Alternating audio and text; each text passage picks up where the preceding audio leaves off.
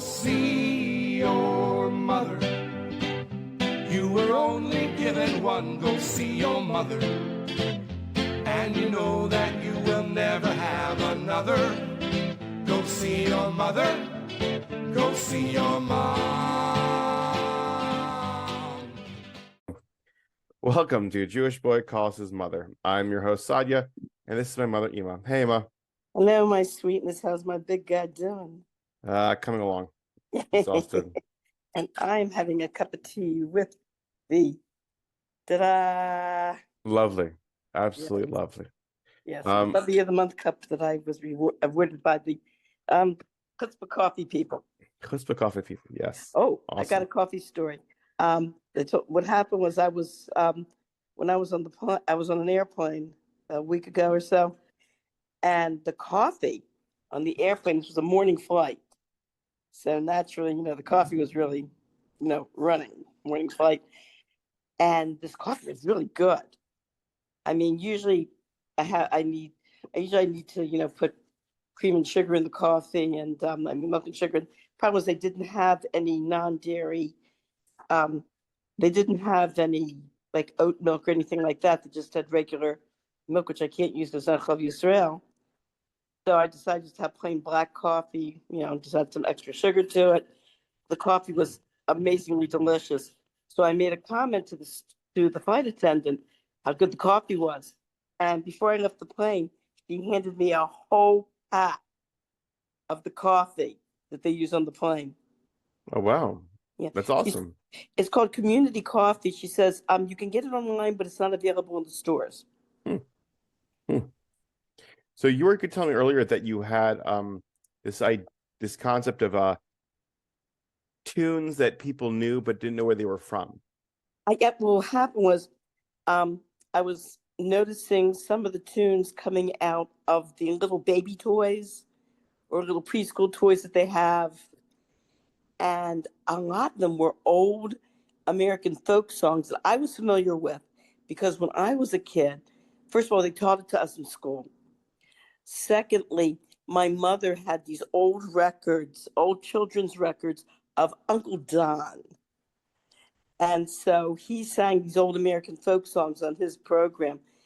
So one of the songs that one of the baby toys had that was playing was the one da da da da da da da da da, and I knew the words to that backwards and forwards because I was so familiar with that song. It goes, "Oh, once upon a time in Arkansas, an old man sat at his little cabin door and fiddled out a tune that he liked to hear.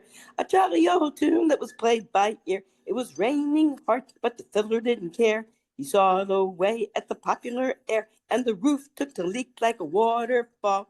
It didn't seem to bother the old man at all. A stranger was a-riding by that day and stopped to hear him practice on the way. The cabin was afloat and his feet were wet. The silly old man didn't seem to fret. Now the stranger said, now the way seems to me. You better mend your roof, said he. But the old man said as he played away, I couldn't mend it now, it's a rainy day. Shave and a haircut. 2 pence. So how many people, though, when they hear these songs, know where they're from or, the song, the lyrics or anything like that? Probably not that many. No, probably not. Well, then there's the one, turkey in the hay, turkey in the hay, turkey in the straw, turkey in the straw, da da da da da da da da, and rip out a tune called Turkey in the Straw.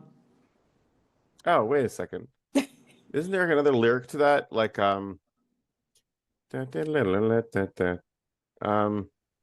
shoot. There's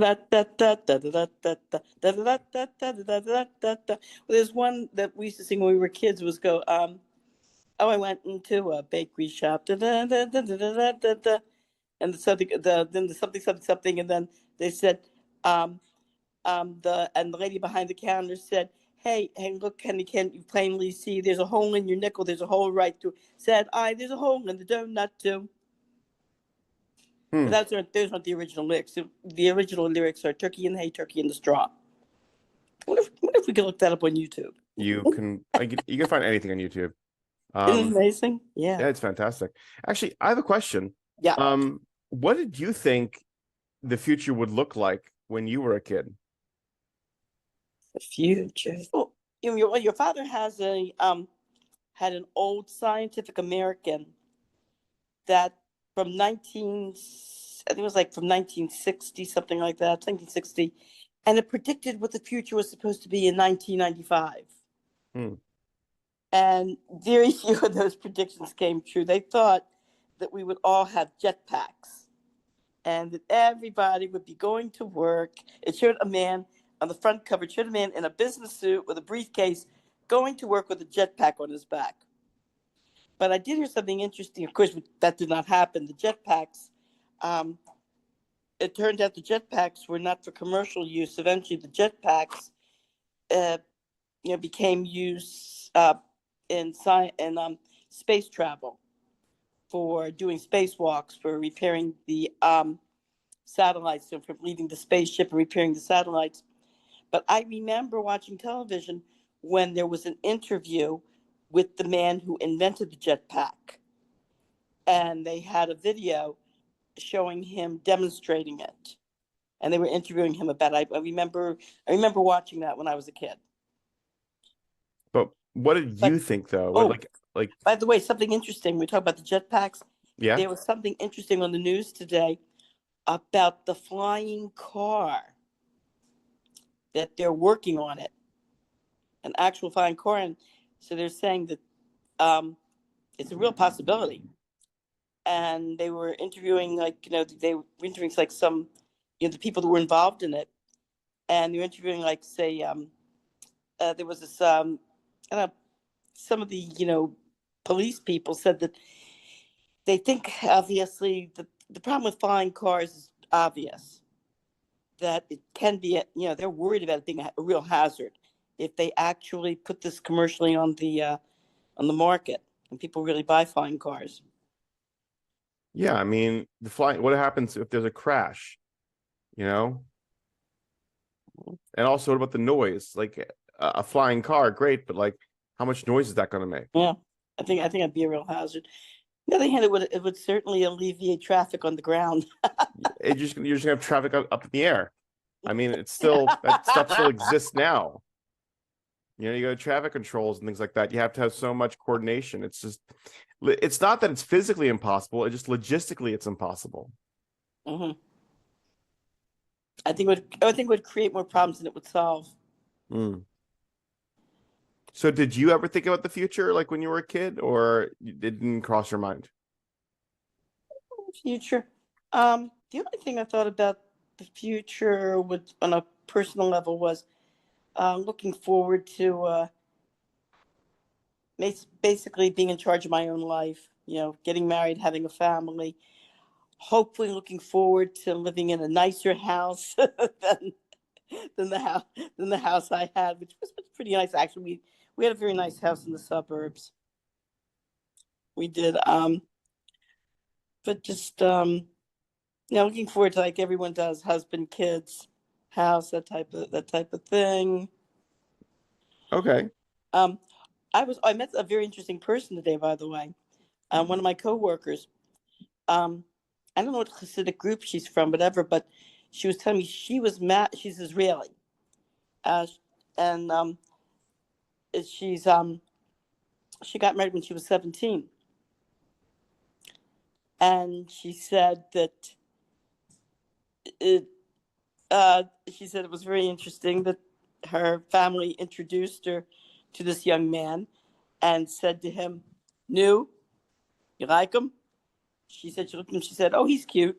So he says to the guy, "You like her?" He goes, "Yeah, she's cute. Mazel tov." They brought out the bottle of wine and had the l'chaim right there. I And she mean, said she was engaged for 9 months, but during those 9 months, they didn't even talk to each other. interesting. It was almost like a fiddle of the roof type thing where they were, almost like introduced on their wedding day, you might say. And so I said to her, I said, if my family did that to me, I said, I'd pack up and run out of the house. I would say, no way. And she said she didn't feel that way. Yeah. So I was very, that, yeah, Teach his own. And Baruch Hashem worked out very, very nicely. She and her husband are very good. Since Baruch Hashem, she's had a very successful marriage. They have thank God, they have a wonderful relationship. And I was thinking about, when we're talking about, the shidduch, how do I say it? The shidduch culture, Yeah. and what we felt were the positive points of it and maybe the negative ends of it. And I remember a woman in Crown Heights. But this was an older woman in Crown Heights. It's the 1970s. I think she was like in her 50s or something, like early mid 50s. And she was telling us the story about how her grandmother in I think it might have been her mother, not her mother, around 1900, early 1900s. Her family was also from Israel. And she said her grandmother was 16 years old. She was outside watching the kids when her parents called her into the house. She comes into the house, and there standing in the kitchen is a young man. And her parents point to the young man and said, "Nude, you like him?" And so she looks at him, she goes, "Yeah, I like him." And they go, "Mazel tov." Bring out the bottle of wine. Hey, let us introduce you to your husband. And she said her mother and father had a terrific marriage. So I think part of that, I've heard such stories. I've heard pro and con.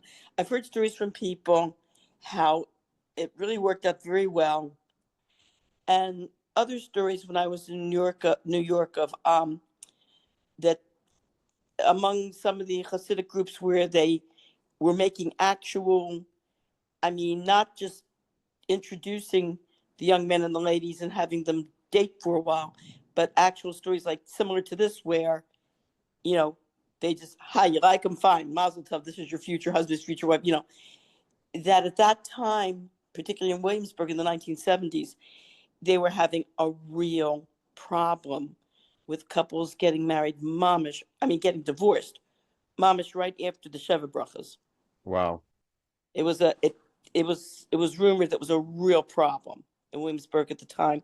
And that's when I remember, then a few years later in the 1980s, reading the Jewish press, a letter signed by many of the top rebbeim saying no more arranged, marriages. Like not just, nothing wrong with introductions, going out a few times. They said all couples, no matter what Hasidic group you're from, all couples should date at least either 2 months or 8 dates before agreeing to marry. So I guess, do you feel like that made a difference, or like you know what it is? It's like, I think because there's so much diversity in Judaism, and then there's no black and white response. Mhm. But I heard this multiple times in my life about the importance of, like, oh, they should date longer, they should date longer, they should date longer. And I don't think time is the issue. I think the discussions are the issue. And we've talked with this on the podcast multiple times, where it's just like, you can date someone for 3 years and never get on the topic that you need to discuss with them. So I think if you talk about the things that are important, yes, but I think a lot of times there's a lot of zealousness without any seichel, and people need to start using seichel. And I think that's something that, seems so obvious, but it's just not implemented. They think more with the wrong part of their body. No, Ima, you're missing the point. What? You're that's not what I'm talking about. Okay, so what are you talking about? I'm talking about in the Hasidic world, a lot of times I feel like there is some seichel that should be utilized, but people are just too scared to think on their own or to have an opinion. So they go ahead and they see it work for person A, so they do it for themselves, when not realizing what other layers that were going on. Could be. But I think when I hear these stories, like from one of my coworkers and my friend in Crown Heights, about, amazing marriages like this that just, they were just amazing. They just, they met and this was the one. And so you can't dismiss the hand of Kodesh Baruch Hu in this, that these were real Basher unions that were really, blessed by Hashem, and they were very, very, very lucky to have, to have, found each other like this. But yeah, it's again, it has to do But because that doesn't mean it's going to work for everybody. it's not These working people, for any. these people were very lucky that it worked out for them. I don't think there is even a end all be all. I think it's a crapshoot. And I think the whole point is that when you have someone that wants to get married and they go through one system over another, thinking it's going to help them and it doesn't work out, it's called life being a crapshoot. It doesn't mean that the system failed completely or that there was all these flaws or they should get rid of that system. Like you're saying, there's some times where you have people like get them married young, and then you have both families, but they know each other, and it's a very strong bond, and they can go ahead and build this relationship. Great. And then you have people that like think that works, but they do it another way, and it fails miserably. Yeah, it's just there's no right answer. You just kind of have to roll the dice and go with it. And I think that's kind of I kind of like understand that lifestyle where it's just like if you're constantly waiting for the right moment, you're gonna miss it. Oh, so true. So true. Like I was thinking about, remember the we were talking about the Bitcoin shit, Yeah. the situation with the dating navigator. I think it was Yeah. last week. Yeah, that she mentioned she's very cautious. Well, I think that's her problem. She's overly cautious. Yeah. She's not, she's It's not willing to take the plunge. again, that's the other thing. It's like I've mentioned this so many times.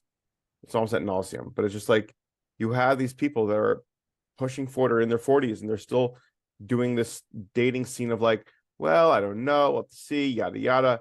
Like, stop waiting for the right moment and just choose the moment and make it happen. Mm-hmm. And that goes with anything in life. You know, if like a lot of times you talk to people and they have these grandiose ideas or dreams and they think of like, oh, I'll get to it eventually. I'll get to it eventually.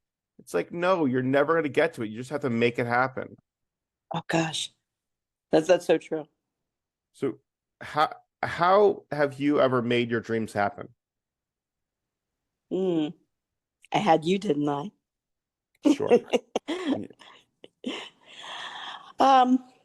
Of course, that's a good question. Some of the taking the plunge and going, say, to when I graduated college, taking that trip to Israel, taking that plunge, and Yeah. that was a big chance. Then, of course, getting married is a big chance. Getting married, and making the decision to not use family planning, but to, like many from people, just going ahead and having a large family, and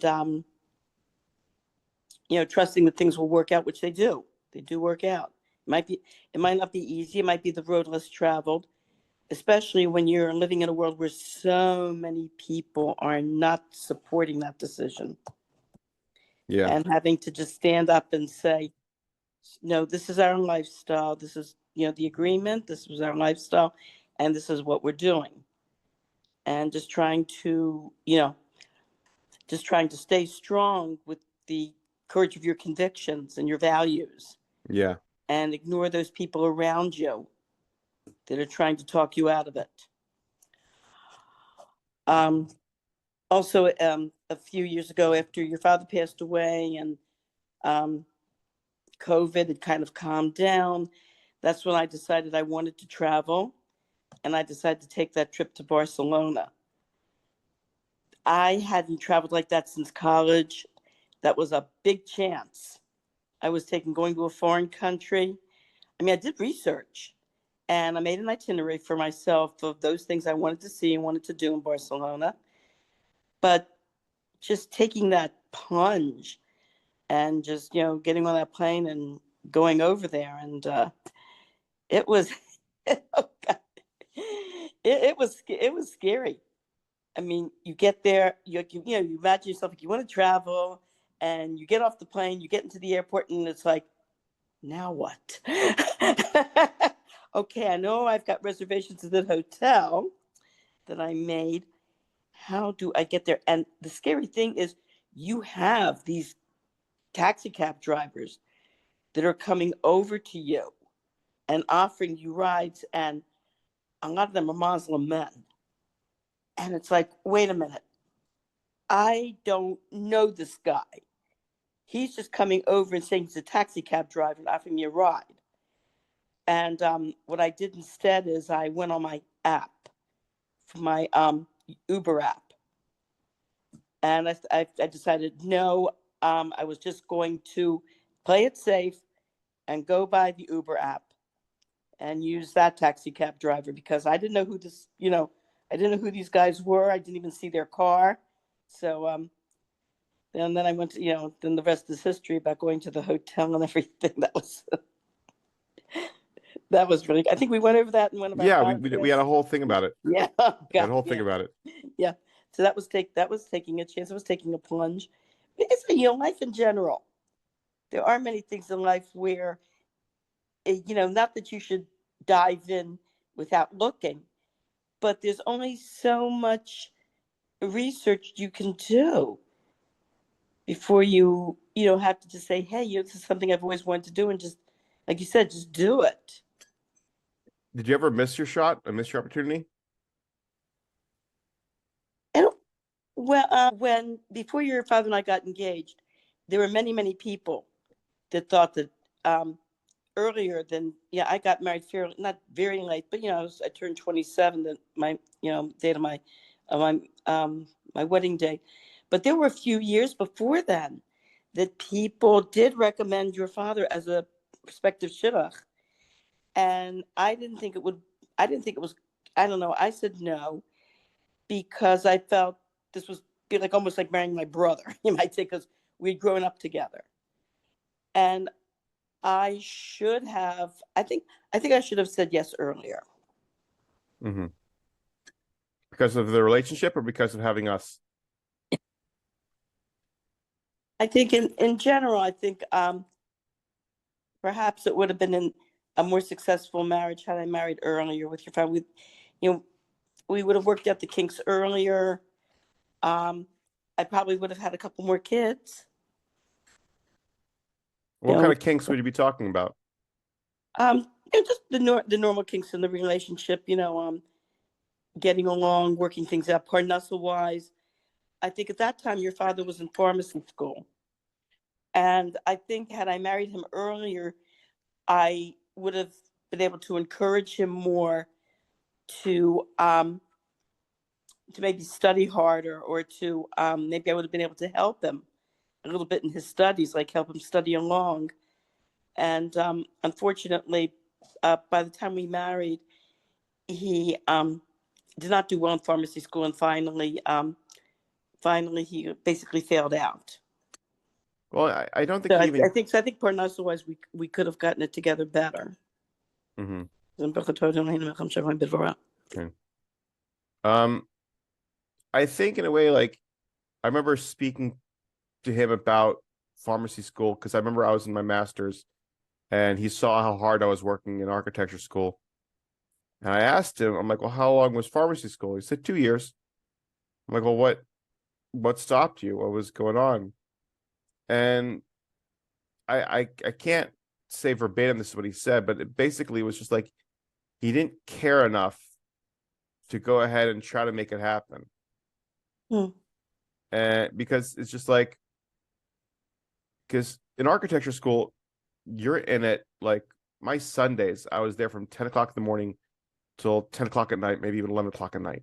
Mm-hmm. One time, even 1 o'clock in the morning, Mm-hmm. just putting in the hours. And it took me 4 years to get my master's, because I broke up it was a 3-year master program, and I took my last year and split my thesis in half. Mm-hmm. And like the amount of hours and time that I dedicated, like I just thinking about, I always like thought of Tati with like his pharmacy school, like, oh, why couldn't he put in the hours? Why couldn't he put in the effort? And I think it boils down to he just didn't want it. I think it wasn't something he wanted. It was something it was kind of put on him by, his father, in the sense of like, well, you have to do this to get that. And like he never really thought of asking himself what he wanted. And that's what kind of drove him into like Yiddishkeit and coming more from, where he started doing things that he wanted to do, and then was able to be strong in his conviction and use that as a you know as a bouncing board, so to speak, to express himself the way he wanted to, because he had such a vindication with who he was and what he was doing. That's a possibility. Yeah. Yeah, it's very interesting because that's kind of where a lot of times I always ask myself, like, well, am I doing what I want to do? Am I doing what's easy for me? Am I taking the high road or the low road? Like, where I am right now, career wise, it's not what I expected it would be, but I'm definitely happy and comfortable, and in a way, not comfortable where I'm not growing, but comfortable where like I'm in this, I'm in this ocean of understanding where I'm able to finally swim and not feel like I'm drowning. Mm-hmm. But it's not necessarily the career I would think I would have. And I think that's also where it comes to it. I think about Tati, where just like, he was a real estate evaluator for the State Highway Administration. Like, did he ever tell you like he liked his job, or he was more of like, I gotta do what I gotta do, I gotta support my kids, and I gotta just make this happen? Did he ever talk to you about that? I think he liked it. I think what he liked about his job was there were certain aspects of it where that was a desk. Certain things, times he had to be in the office, working at his desk to fill out certain forms, whatever.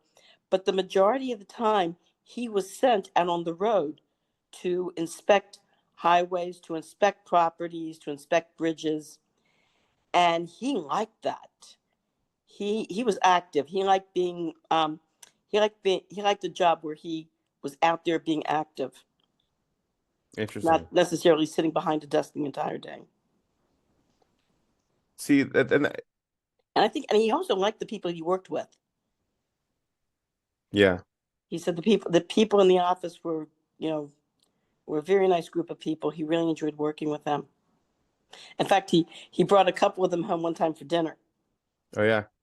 And I was nervous because I was worried, I wanted the food to be good. I was afraid that the people, if I didn't look good and the food wasn't good and I said the wrong thing, then the people would go back to the oven and say, you should see Zalman's wife. Boy, is she a horrible lady. She cooks lousy, And Baruch Hashem, the people complimented me. They really liked the food. And we had some wonderful conversations. And I confessed to them. I said, I was very nervous about you people coming tonight because I was afraid if I goofed up, that you would go back to the office and say, oh, Salman's such a horrible woman. And they just cracked up laughing. That's awesome. What was his, I guess, like, what was Tati's average, like, would he talk to you about work daily? Would he talk to you about what he's going through? Or was it kind of like bottled up? Pretty much, because thank God he was in a job that was not like friends of mine whose husbands were scientists that were involved in top secret government things for the Defense Department. They couldn't talk about their jobs at all. Yeah, one of these things, if I tell you, I've got to kill you type thing. But thank God his, he was pretty.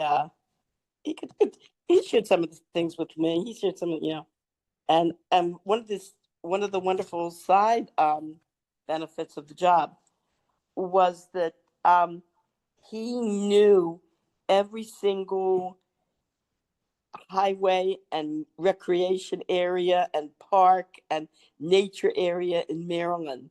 So you remember when we took that, sometimes we would take like day trips Yeah. the different like different either playgrounds or parks, or we'd go hiking in the woods or mountains or whatever. And he knew exactly where they were, where to get there, how to get there. There was one time we were invited to one of your cousin's weddings, and it was in Philadelphia, and there was a horrible, horrible accident on I-95, and all the guests, everyone. This was before the GPS. Everybody, of course, the only way they thought they could get to this hall in Philadelphia was by just going up 95. And every guest that went up 95 came to the wedding very, very late. So there were some people that we had to pick up on the way, some relatives of the you know, of the, of the family. And so we picked up these people. And when your father turned on the radio and heard about this horrible accident and traffic jam on I-95, he says, I got a better way. And he took all these little off the beaten path roads that he knew about. And we were practically the only people that got to the wedding early. That's what I liked when I was growing up, with like Tati having all these random parts of like Maryland that you wouldn't even realize like exist. And it kind of got me to like start paying attention to little small little shops and small little antique stores and things like that. It's kind of why the rocking chair that I have, it's like over 100 years old. And I got it from some small little antique store from some random road that I was like just driving with Ruthie, we were taking a drive and just went all the way down like really far down into like Town and whatnot. And I see a small little dinky place that says antique furniture. I'm like, oh, let me check that out. So I turn in and like I see them and it's like, oh yeah, it's like a bunch of like rocking chairs all piled up, like, can I check this out? And then like, sure. I'm like, how much is it? They're like, oh, $15. I'm like, sweet.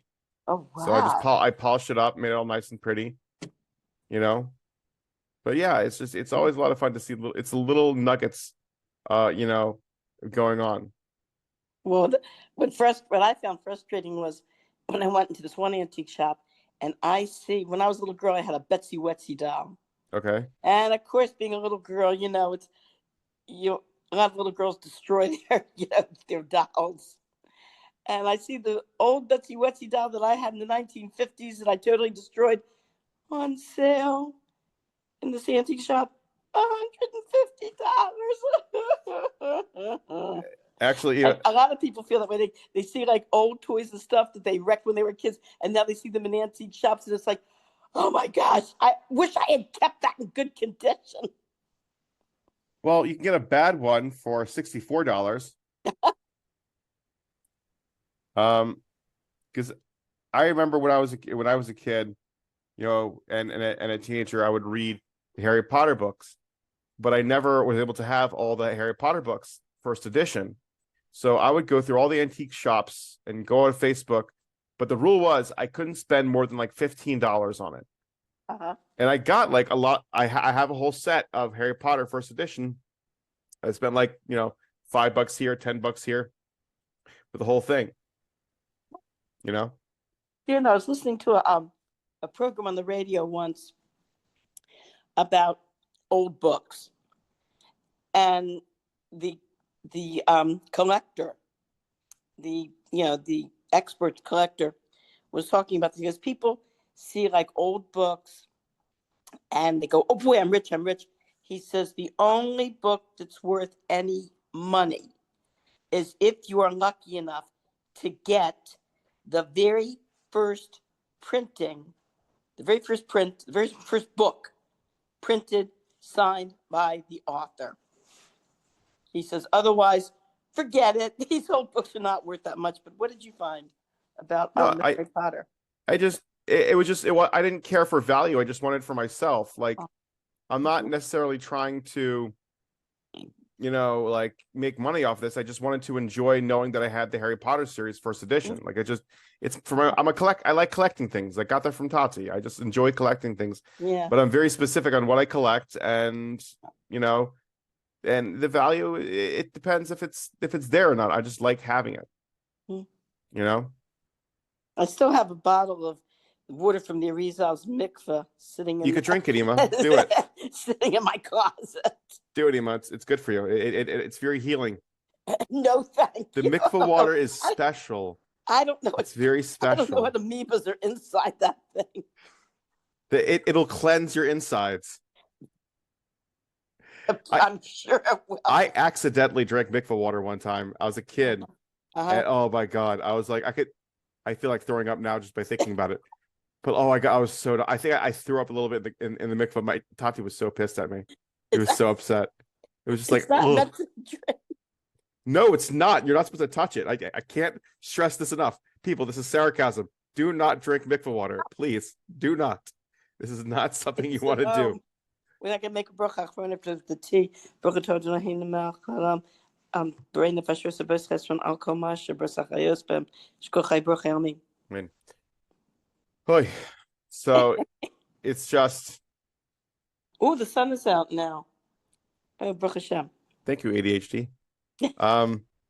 So back where we're trying to get on topic for, I think I was talking about Tati and his job and whatnot. Maybe I have an idea. Let's call this the ADHD interview. That's every single episode. You know that, right?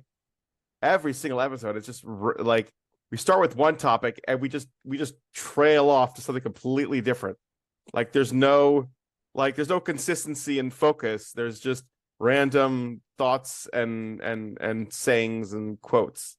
Isn't that what makes life exciting? Spontaneousness, unpredictability. You know, it's like we discussed when we were talking about in general, like, oh, you said taking the plunge, like we were talking about people that are bored with their lives. Well, of course they're bored with their lives. They know they're going to get married at this age. They're going to have this many kids. Each kid's going to be spaced out exactly 2 years. And I think to myself, how boring can you get? Come Yeah, on. that'd be random. Can we get a little excitement out of life a little bit? Yeah, you never know what's going to happen. I like consistency, though. I like consistency. I've had enough of my ups and downs. Like I can enjoy the consistency and boringness. It makes things nice. My father used to say that. Oh, really? I told my father one time when I was a kid that I wanted to have an exciting life. And my father said to me, no, I'm very happy having a nice, peaceful, boring life. Me, same. I love my boring life. I love my boring life. It's awesome. Yeah, I can't stress that enough. All right, Ma. I'll talk to you later. All right, sweetheart. Have a wonderful Shabbos. That's another episode of Jewish Boy Calls His Mother. Thanks for listening to us kvetch, reminisce, and of course, get a little motherly advice along the way.